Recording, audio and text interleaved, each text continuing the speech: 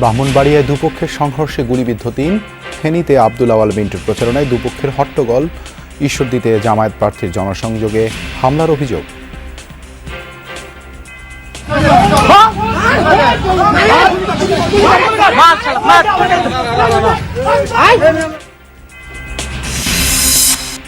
নির্বাচনকালীন আইন শৃঙ্খলা রক্ষার দায়িত্ব স্বরাষ্ট্র মন্ত্রণালয়ের। সমন্বয় করবে ইসি। ২৮ ফেব্রুয়ারি পর্যন্ত ম্যাজিস্ট্রেসি পাওয়ার সহ মাঠে থাকবে সেনাবাহিনী। প্লট দুর্নীতির মামলায় শেখ হাসিনার ২১ বছরের কারাদণ্ড, জয় পুতুলেরও ৫ বছরের সাজা। এভাবে জমি নেয়া সম্পদের প্রতি সাবেক প্রধানমন্ত্রীর লোভের বহিঃপ্রকাশ। একটা দেশের প্রধানমন্ত্রী কিভাবে ৪ বারের প্রধানমন্ত্রী, উনি কিভাবে মিথ্যা হলফনামা এবং তথ্য গোপন করে জনগণের সম্পদ উনি মিথ্যাভাবে নিয়েছেন। বাউলদের উপর হামলাকারীদের গ্রেপ্তারের নির্দেশ উপদেষ্টা পরিষদের। দুদক সংশোধন অধ্যাদেশ অনুমোদন। সম্পদের হিসেব দিতে হবে কর্মকর্তাদের।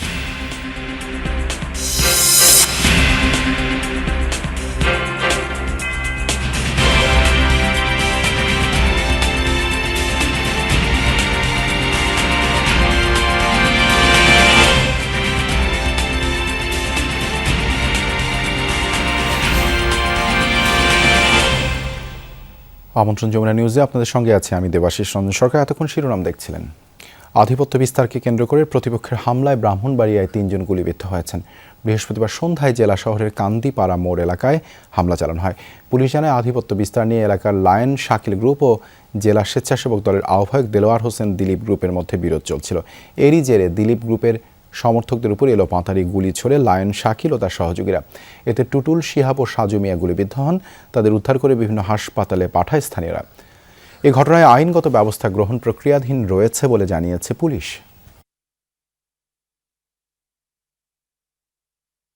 বিএনপির ভাইস চেয়ারম্যান আব্দুল আওয়াল মিন্টুর গাড়ি বহরের ব্যানার ছেঁড়াকে কেন্দ্র করে ফেনীর দাগনভূঞায় ২ গ্রুপের মধ্যে হাতাহাতি হয়েছে। বৃহস্পতিবার সন্ধ্যায় উপজেলার 0 পয়েন্ট এলাকায় অপ্রীতিকর ঘটনা ঘটে।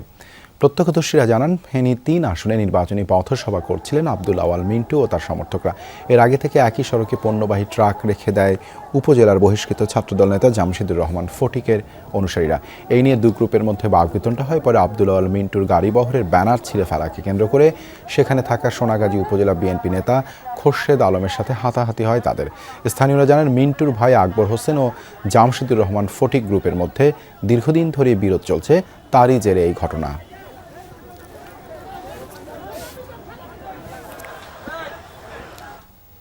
পাবনা ৪ আসনে নির্বাচনী প্রচার চালানোর সময় জামায়াত মনোনীত প্রার্থীর গাড়ি বহরে হামলার অভিযোগ উঠেছে।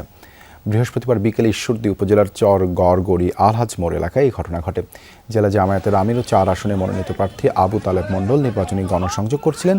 দলটির নেতাকর্মীদের অভিযোগ, বিএনপি মনোনীত প্রার্থী হাবিবুর রহমান হাবিবের সমর্থকরা হামলা চালায়। পরে পুলিশ গিয়ে পরিস্থিতি নিয়ন্ত্রণে আনে। হামলায় অর্ধশত নেতাকর্মী আহত হয়েছে বলে দাবি জামায়াত নেতাদের। তবে হামলার অভিযোগ অস্বীকার করেছেন হাবিবুর রহমান হাবিবের অনুসারীরা। বর্তমানে এলাকার পরিস্থিতি থমথমে। প্রচারণাকে কেন্দ্র করেই আজকে একটা সংঘর্ষের সূত্রপাত হয়েছিল। আমরা সংঘর্ষের খবর পেয়ে ঘটনাস্থলে আসি। এসে দেখলাম অনেকে আহত হয়েছে এবং ৩-৪টি মোটরসাইকেল এখানে পোড়ানো হয়েছে।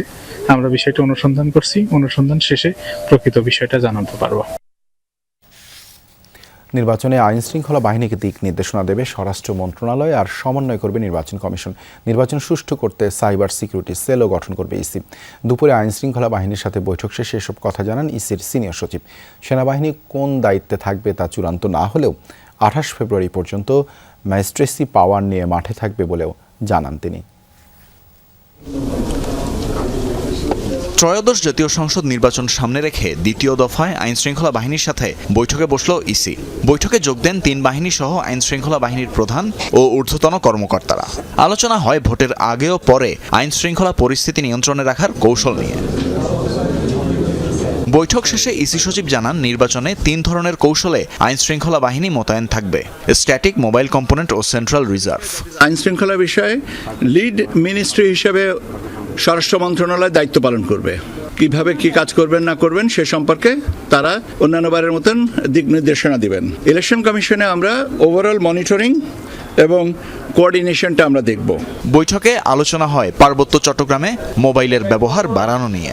সেই সাথে বডি ক্যামেরায় ইন্টারনেট সেবা সহ প্রযুক্তির সর্বোত্তম ব্যবহার করা হবে বলেও জানান ইসি সচিব। সাইবার সিকিউরিটি সেল, যেখানে সোশ্যাল মিডিয়া প্ল্যাটফর্মগুলোকে মনিটর করা হবে, যে অপতথ্য সংস্কৃতি থেকে আমরা যেন মুক্ত থাকতে পারি। তথ্য মন্ত্রণালয়, সিআইডি এবং অন্যান্য যে এজেন্সিজের যে ফ্যাক্ট চেকের ব্যাপারে যে সমস্ত সক্ষমতা আছে সেগুলো নিয়েও আমরা কোঅর্ডিনেট করব। আইন শৃঙ্খলা বাহিনীর সদস্যরা কারো কাছ থেকে কোনো ধরনের আতিথেয়তা নিতে পারবে না বলেও জানানো হয়। পাশাপাশি রাজনৈতিক দলগুলোকে আচরণবিধির আওতায় আনতেও কাজ করবে তারা। তাদের ম্যাজিস্ট্রিয়াল পাওয়ার 28শে ফেব্রুয়ারি 2026 পর্যন্ত ইনএইড টু সিভিল পাওয়ার যেটা দেওয়া হয়েছে সেটা কন্টিনিউ করবে। সচিব আখতার আহমেদ জানান, পোস্টাল ভোট গ্রহণ থেকে গণনা পর্যন্ত পুরো সময় আইন শৃঙ্খলা বাহিনীকে সর্বোচ্চ নিরাপত্তা নিশ্চিত করতে বলা হয়েছে।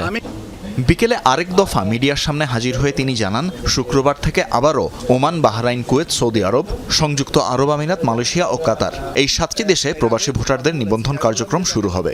আমরা অগ্রসর হব, প্রবলেমটাকে সলভ করব, এইভাবে আমাদেরকে আগাতে হবে। আপনারা আমাদেরকে বলেন যে এইখানে এই সমস্যাটা হচ্ছে, so that we can address it appropriate. এদিকে দুপুরে নির্বাচন কমিশনের কাছে ভোটে ব্যবহৃত স্ট্যাম্প প্যাড ও অমোচনীয় কালির কলম হস্তান্তর করে ইউএনডিপি। তানভীর মৌসুম, যমুনা নিউজ, ঢাকা। প্লট দুর্নীতির পৃথক 3 মামলায় শেখ হাসিনাকে 21 বছরের কারাদণ্ড দিয়েছেন আদালত। একই সঙ্গে পুত্র সজীব ওয়াজেদ জয় ও কন্যা সাইমা ওয়াজেদ পুতুলকেও দেওয়া হয়েছে 5 বছর করে সাজা।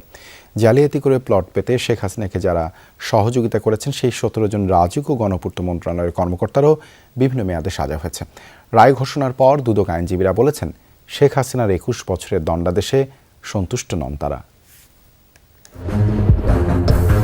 সাধারণ কিংবা বিশেষ, রাজুকের নিয়ম মানার পরও তদবির ছাড়া প্লট পেতে ব্যাগ পোহাতে হয় যে কাউকে। সেখানে পূর্বাঞ্চলের অতি মূল্যবান রাজুকের 3টি প্লট অতি গোপনে ক্ষমতার অপব্যবহার করে বাগিয়ে নেন শেখ হাসিনা ও তার পরিবার।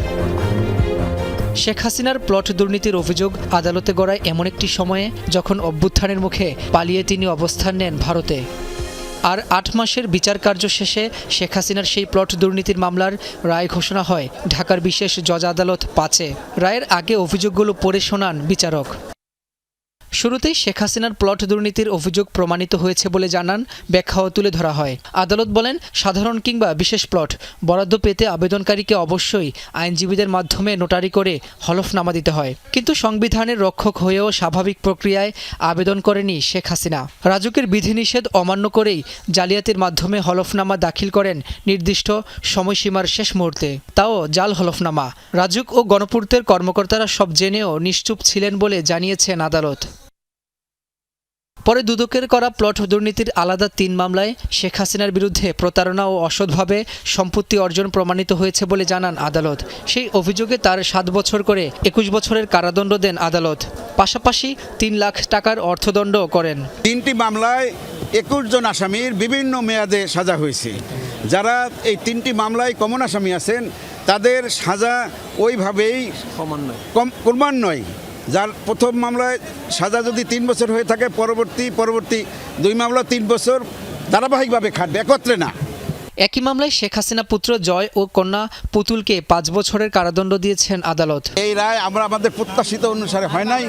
আমরা পরবর্তীতে আমাদের দুর্নীতি দমন কমিশনের সাথে আলাপ করে আমরা পরবর্তী সিদ্ধান্ত জানাবো। এছাড়া পূর্বাচলে মূল্যবান 3টি প্লট পেতে গণপূর্ত ও রাজুকের কর্মকর্তা যারা শেখ হাসিনাকে প্রত্যক্ষ সহযোগিতা করেছেন তাদেরও সাজা দেওয়া হয়েছে।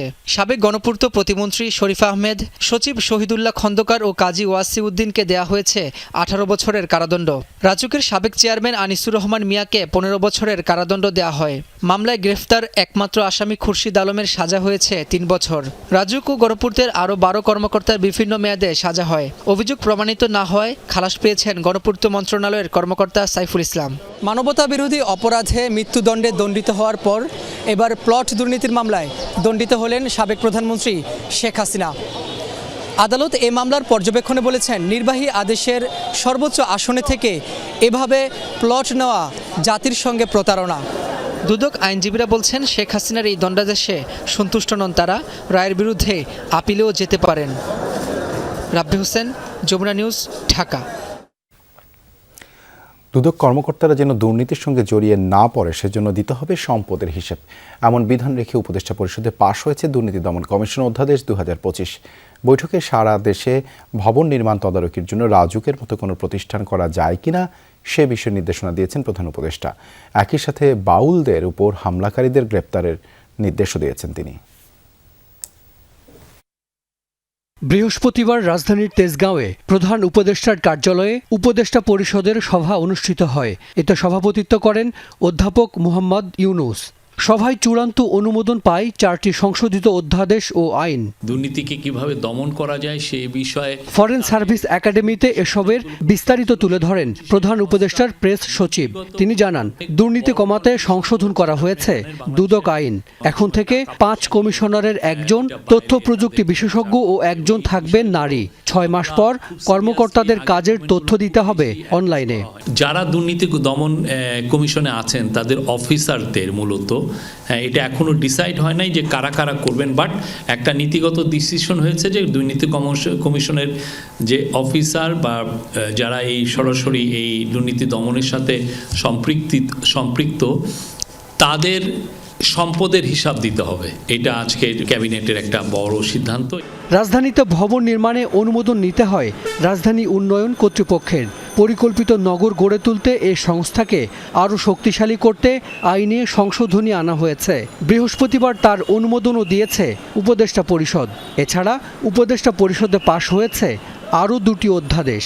গ্রামে গ্রামেও 4তলা 5তলা বিল্ডিং হচ্ছে, কিন্তু কথা হচ্ছে যে এই বিল্ডিংটা কি বাংলাদেশের ন্যাশনাল বিল্ডিং কোড মেনে হচ্ছে কিনা, আমরা যে বিল্ডিংগুলো করছি সেখানে কি অ্যাডুকুয়েট ফিচার আছে কিনা, এটা কি ভূমিকম্পকে প্রতিহত করতে পারবে কি, বা এটা কি সহনীয় কিনা, বা এখানে ফায়ার সেফটি মেজার নেওয়া আছে কিনা। সেই জন্য আজকে চিফ অ্যাডভাইজার বলেছেন যে এমন কোনো অথরিটি করা যায় কিনা যেটা সারা বাংলাদেশের কনস্ট্রাকশনের অনুমোদনের এটা কাজ করবে। বাউলদের উপর হামলাকারীদের গ্রেপ্তার করতে নির্দেশ দেওয়া হয়েছে বলেও জানান শফিকুল আলম। যারা বাউলদেরকে অ্যাটাক করেছেন তাদেরকে খুব দ্রুত অ্যারেস্ট করার নির্দেশ দেওয়া হয়েছে। হাসান মিসবা, যমুনা নিউজ, ঢাকা। দমন অধ্যাদেশ 2000। বিএনপি চেয়ারপারসন বেগম খালেদা জিয়া সিসিইউতে নিবিড় পর্যবেক্ষণে রয়েছেন। মেডিকেল বোর্ড ও দেশি বিদেশি বিশেষজ্ঞ চিকিৎসকদের তত্ত্বাবধানে চলছে চিকিৎসা, জানিয়েছেন বিএনপির স্থায়ী কমিটির সদস্য অধ্যাপক ডক্টর AZM জাহিদ হোসেন। এদিকে হাসপাতালে চিকিৎসাধীন বিএনপি চেয়ারপারসন বেগম খালেদা জিয়ার সুস্থতা কামনায় শুক্রবার সারা দেশে বাদ জুমা বিশেষ দোয়া মাহফিলের আয়োজন করবে বাংলাদেশ জাতীয়তাবাদী দল বিএনপি। নয়াপল্টনে এক সংবাদ সম্মেলনে এই কথা জানান দলের সিনিয়র যুগ্ম মহাসচিব রুহুল কবির রিজভী। অভিযোগ করেন, কারাগারে থাকার সময় ফ্যাসিস্টের নীল নকশায় তাকে অসুস্থ বানানো হয়, বঞ্চিত করা হয় বিদেশে উন্নত চিকিৎসার সুযোগ থেকে। এ সময় দেশ গড়ার পরিকল্পনা শীর্ষক 6 দিনের নতুন কর্মসূচি ঘোষণা করা হয় দলের পক্ষ থেকে, যেখানে প্রধান অতিথি হিসেবে যুক্ত থাকবেন বিএনপির ভারপ্রাপ্ত চেয়ারম্যান তারেক রহমান। গণতন্ত্রের যে মুক্তি, দীর্ঘদিন কারাগারে থাকার সময় ফ্যাসিস্টদের ভয়ঙ্কর নীল নকশায়, চক্রান্তে, ষড়যন্ত্রে তাকে অসুস্থ করা হয়েছে নানাভাবে। চিকিৎসা দেওয়া হয়নি, সুচিকিৎসা দেওয়া হয়নি। আগামীকাল জুম্মার নামাজের শেষে বিশেষ মোনাজাত করা হবে দেশনেত্রী বেগম খালেদা জিয়ার সুস্থতা কামনায়। জুলাই হত্যা মামলার একটি অভিযোগে শেখ হাসিনা ও আসাদুজ্জামান খান কামালকে দেয়া আমৃত্যু কারাদণ্ডের বিরুদ্ধে সর্বোচ্চ সাজা চেয়ে আপিল করবে রাষ্ট্রপক্ষ। 17 নভেম্বর দেয়া ট্রাইব্যুনালের পূর্ণাঙ্গ রায় প্রকাশ হয় গতকাল। 453 পৃষ্ঠার আদেশ পর্যালোচনা করছে ট্রাইব্যুনালের প্রসিকিউশন। তবে একটি অভিযোগে এই দুজনকে দেয়া হয় আমৃত্যু কারাদণ্ড, তাই এই আদেশের বিরুদ্ধে মৃত্যুদণ্ড চেয়ে আপিলের সিদ্ধান্ত নিয়েছে রাষ্ট্রপক্ষ। ট্রাইব্যুনালের আদেশ পুনর্বিবেচনা চেয়ে হাসানুল হক ইনুর আবেদনের উপর শুনানি হয় বৃহস্পতিবার। ট্রাইব্যুনাল 2-এ করা ওই আবেদনে জুলাই অভ্যুত্থানকে কথিত বিপ্লব ও এ সংক্রান্ত বিচারের সরকারের এখতিয়ার নিয়ে প্রশ্ন তোলা হয়েছে। তবে একে অবমাননাকর বলছেন প্রসিকিউটর মিজানুল ইসলাম।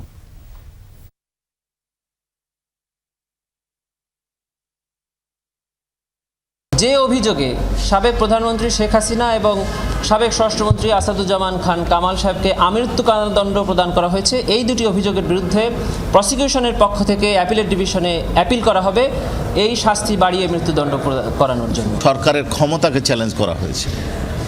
আরও বেশ কিছু কথা বলা হয়েছে যেগুলো আদালতের জন্য অপমানজনক বলে আমাদের কাছে মনে হয়েছে।